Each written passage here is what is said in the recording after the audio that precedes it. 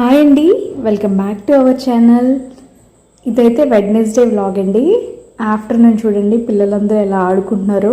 మా విష్ణు ఏమో ఈ దుప్పట్లతో హౌస్లా కట్టాడనమాట. సో వీళ్ళందరూ ఆడుకుంటున్నారు. భూమి మాత్రం వాళ్ళందరినీ ఇరిటేట్ చేస్తుందండి. ఆద్య వాళ్ళతో కలిసి చక్కగా ఆడుకుంటుంది. ఈ 5 మెంబర్స్లో కంపేర్ చేస్తే ఆద్య చాలా బెస్ట్ అండి. చాలా సైలెంట్గా ఉంటుంది. ఒక్క తినే విషయంలోనే వాళ్ళ మమ్మీని కొంచెం ఇబ్బంది పడుతుంది తప్ప వీళ్ళందరిలో కల్లా ఆద్య చాలా సైలెంట్గా ఉంటుందండి. చక్కగా ఆడుకుంటుంది. విష్ణు చూడు ఇలా అల్లా చేస్తున్నావు కదా, మీ డాడీకి చెప్తా అంటే వాడు దాక్కుంటున్నాడు. ఇంక ఈవినింగ్ వచ్చేసి వదిన వాళ్ళు వెళ్ళిపోతున్నారండి. వాళ్ళందరూ వెళ్ళిపోతుంటే చాలా బాధ అనిపించిందండి. అది మాటల్లో చెప్పలేను. బయటికి నవ్వుతూనే ఉన్నాను కానీ లోపల మాత్రం చాలా ఎమోషనల్ అయిపోయాను. పిల్లలందరూ ఒకటేసారి వెళ్ళిపోతున్నారు. ఇంకొద్ది రోజులు ఉంటే బాగుండేది అనిపించిందండి. వీళ్ళు వెళ్ళే టైంకి ఇంకా భూమి నిద్రపోతుంది. ఒకవేళ మెలకుగా ఉంటే ఖచ్చితంగా ఏడ్చుండేది. ఇంకా అందరూ వెళ్ళిపోతుంటే గౌతమ్ అయితే ఏడుపు మొహం పెట్టేశాడండి. నాకు చాలా బాధ అనిపించింది. ఇంకా వాళ్ళ డాడీ వాడిని తీసుకుని స్టేషన్కి అయితే వెళ్ళాడు.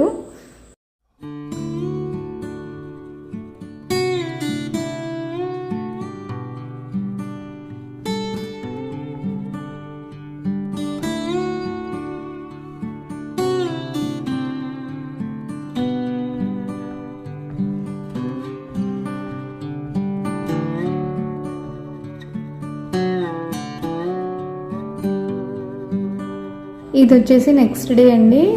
నేను మిల్ మేకర్తో బిర్యానీ చేశాను. చాలా బాగా వచ్చిందండి. అయితే దీనికోసం నేను 1 కప్ మిల్ మేకర్ని అయితే తీసుకున్నాను. అందులో హాట్ వాటర్ అయితే వేసి ఒక్క 5 మినిట్స్ హాట్ వాటర్లో ఉంచుకొని దాన్ని అయితే బాగా వాష్ చేసుకున్నాను. దాంట్లో చల్లనీళ్ళు వేసేసి పక్కన పెట్టేసుకున్నాను స్క్వీజ్ చేసుకొని. ఇప్పుడు వచ్చేసి ఇందులోకి మనం పేస్ట్ తయారు చేసుకుందాము. దానికోసం కొన్ని కాజు, ఇంకా పచ్చిమిర్చి, ఇంకా ఒక ఆనియన్ తీసుకున్నాను. ఇవన్నీ వేసి వాటర్ ఏమి యాడ్ చేయకూడదు. కొంచెం అల్లం వెల్లుల్లి పేస్ట్ కూడా వేసుకోండి, లేదంటే డైరెక్ట్గా అల్లము వెల్లుల్లిపాయలు కూడా వేసుకోవచ్చు, బాగుంటుంది.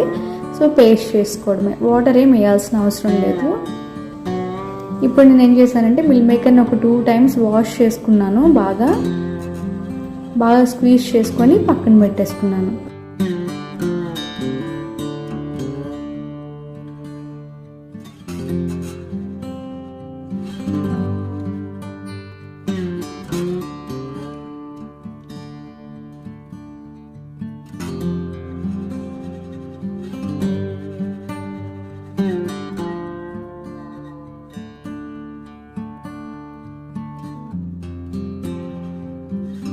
ఇప్పుడు వీటిలో మనం పేస్ట్ చేసి పెట్టుకున్నాం కదండి కాజు, ఆనియన్, దాన్ని వేసుకుందాము.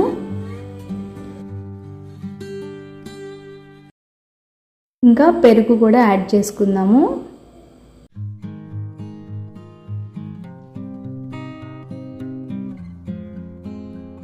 కొంచెం సాల్ట్ యాడ్ చేసి బాగా మిక్స్ చేసుకోవాలి.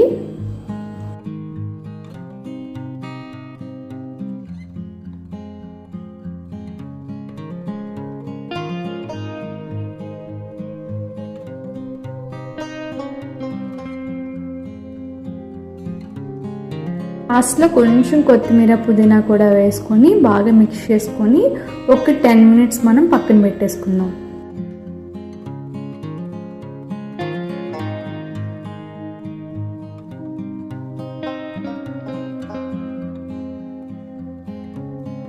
ఇంకా బిర్యానీ కోసం నేను 1.5 గ్లాస్ బాస్మతి రైస్ అయితే 1/2 అవర్ పాటు నానబెట్టుకున్నాను.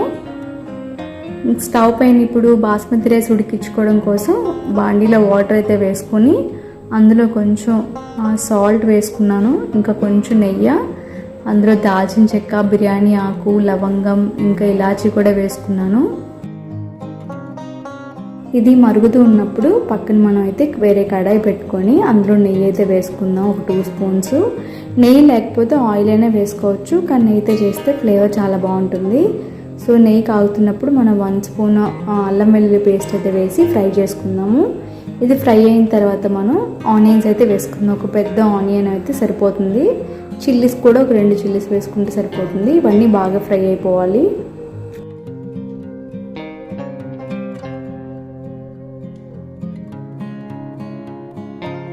ఈలోపు ఈ వాటర్ అయితే మరిగిపోయినాయండి. అందులో మనం నానబెట్టుకున్న బాస్మతి రైస్ని అయితే వేసేసుకుందాం. మనం ఇంకా 90% ఉడికిపోవాలండి ఇందులోనే, ఎందుకంటే మనం దమ్ పెట్టేస్తాం కాబట్టి 90% బియ్యం అయితే కంప్లీట్గా ఉడికిపోవాలి. ఇవి ఉడుకుతునేటప్పుడు మనం కొంచెం కొత్తిమీర పుదీనా కూడా యాడ్ చేసుకుందాం.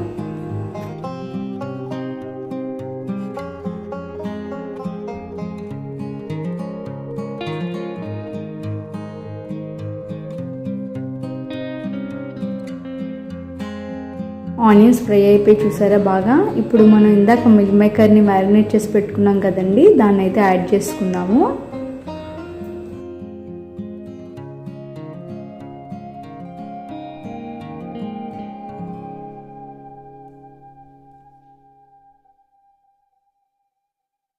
కొంచెం సేపు మూత పెట్టుకొని మగ్గించుకుందాం.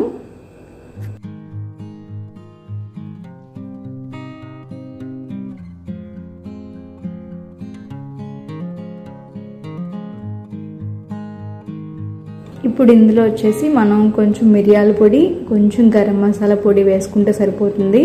కారం ఏం అవసరం లేదండి, ఎందుకంటే చిల్లీస్ వేసుకున్నాం కదా మనం ఇందాక కాజు పేస్ట్లో.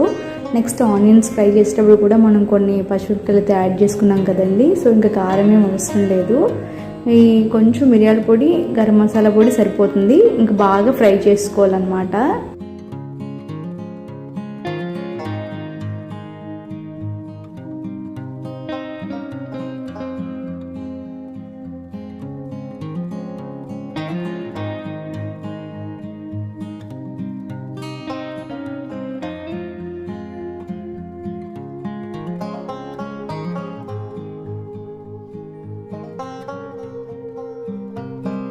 ఇప్పుడైతే మనం బాస్మతి రైస్ ఉడికిపోయింది కదండి, దీన్ని అయితే మనం యాడ్ చేసేసుకుందాము.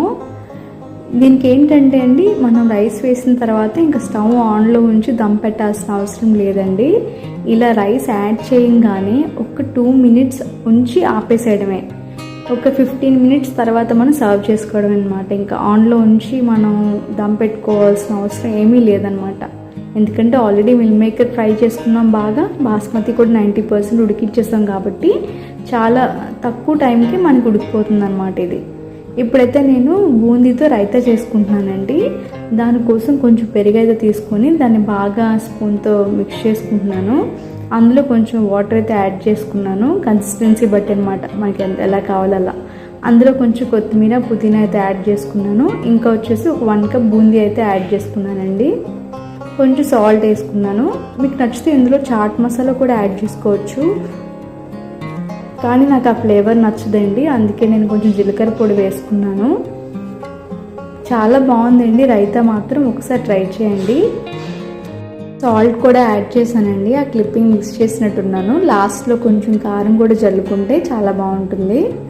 నాకు రైతా అంటే చాలా ఇష్టం అండి, దాన్ని డిఫరెంట్ ఫ్లేవర్స్లో ట్రై చేయడం ఇంకా ఇష్టం. సో ఈ బిర్యానీతో ఈ రైతా చాలా బాగుంది, ఖచ్చితంగా ట్రై చేయండి. చూడండి, నేను స్టవ్ ఆఫ్ చేసిన 15 minutes తర్వాత ఓపెన్ చేశాను. ఇంకా అంతా రెడీగా అయిపోయిందనమాట, సర్వ్ చేసేసుకోవడమే. మా డాడీకి అయితే ఫస్ట్ పెట్టిచ్చేస్తున్నాను, డాడీ టేస్ట్ చేసి చెప్తారనమాట ఎలా ఉందో.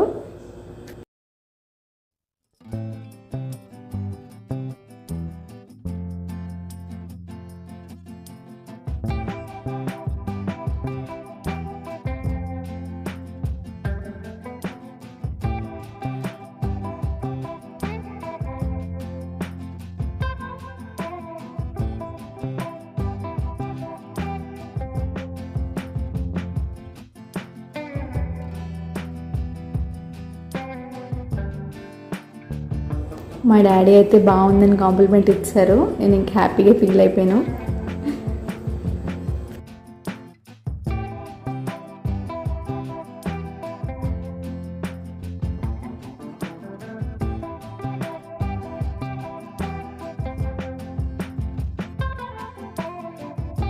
ఇంకా మధ్యాహ్నం పిల్లల్ని పడుకోబెట్టేసిన తర్వాత నేను స్టవ్ అంతా క్లీన్ చేసేసుకొని సామాన్లన్నీ తోమేసుకున్నాను.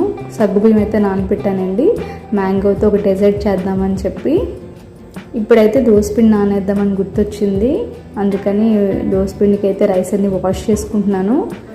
నాకేమనిపించిందంటే ఇలా వాష్ చేసిన వాటర్ని అంతా వేస్ట్ చేస్తున్నాను, మొక్కలకి వేస్తే చాలా బాగుంటుంది కదా అనిపించిందండి. ఎందుకంటే బయటకు వెళ్ళినప్పుడు మొక్కలు చూస్తుంటే చాలా బాధ అనిపిస్తుందండి. ఈ సమ్మర్కి మనమే ఈ వేడి తట్టుకోలేకపోతున్నాం, పాపం ఆ మొక్కలు ఎలా తట్టుకుంటున్నాయో అనిపిస్తుందండి నిజంగా.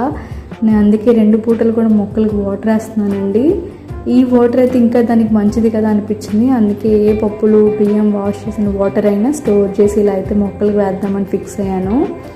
ఇంకా వచ్చేసి బర్డ్స్కి కూడా కొంచెం వాటర్ అయితే బయట పెట్టాలనుకుంటున్నానండి. పాపం వాటికి ఎలా ఉంటుంది ఈ టెంపరేచర్ తట్టుకోవడం నిజంగా ఆలోచిస్తేనే చాలా బాధగా ఉంది.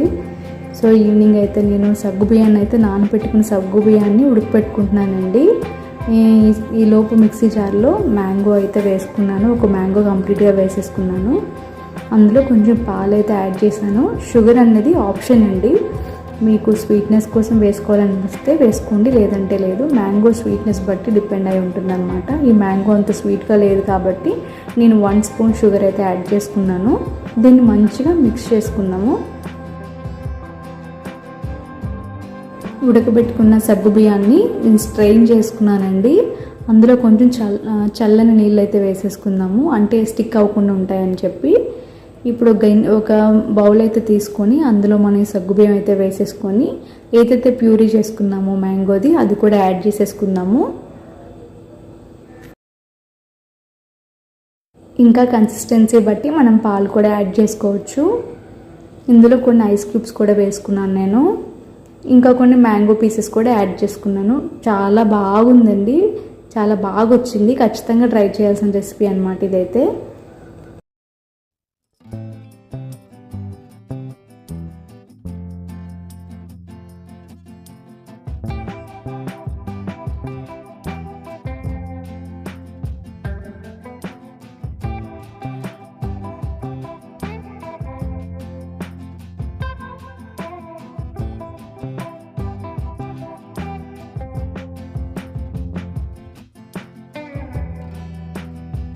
ఇంకా మనం ఫ్రిడ్జ్లో పెట్టాల్సిన అవసరం ఏం లేదండి, ఎందుకంటే మనం ఫ్రిడ్జ్లో పెట్టిన మిల్కే యూజ్ చేసాము, ఐస్ క్యూబ్స్ యూజ్ చేసాం కాబట్టి ఇంకా డైరెక్ట్గా ఇలా సర్వ్ చేసేసుకోవడమే. పిల్లలకైతే ఇచ్చేసానండి ఈవినింగ్ స్నాక్ కింద. అంటే సమ్మర్ కదండి, నేను నార్మల్గా కూలింగ్ ప్రిఫర్ చేయను, కానీ పాపం పిల్లలు కూడా చల్లగా తాగాలనిపిస్తుంది కదా అని చెప్పి నేనైతే దీన్ని ప్రిపేర్ చేసి ఇస్తున్నాను అనమాట. వీడు చూడండి, మాహోన్ చూడండి ఎలా పెట్టాడు.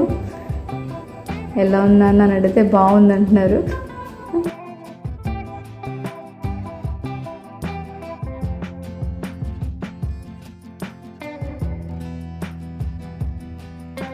ఇంకా పిల్లల కోసం మ్యాంగో డెజర్ట్ అయితే చేసి ఇచ్చేసాను కదండి. ఇంకా డాడీ కోసం నా కోసం అయితే మిరపకాయ బజ్జీ ఇంకా క్యాప్సికమ్ బజ్జీ అయితే వేసుకుంటున్నాము. డాడీ టీ అయితే పెట్టేశాను. క్యాప్సికమ్ బజ్జీ అంటే నాకు చాలా ఇష్టం అండి.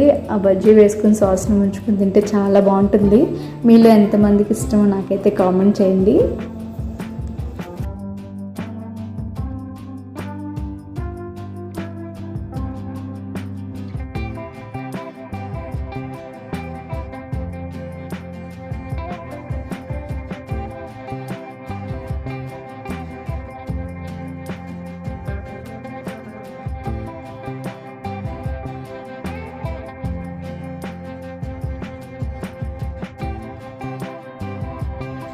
ఇంకా వీడియో అయితే ఎండ్ చేస్తున్నానండి. మీకు కనుక ఈ వీడియో యూస్ఫుల్గా నచ్చిన లైక్ చేయండి, సబ్స్క్రైబ్ చేసుకోండి. థ్యాంక్ యూ ఫర్ వాచింగ్ అండి.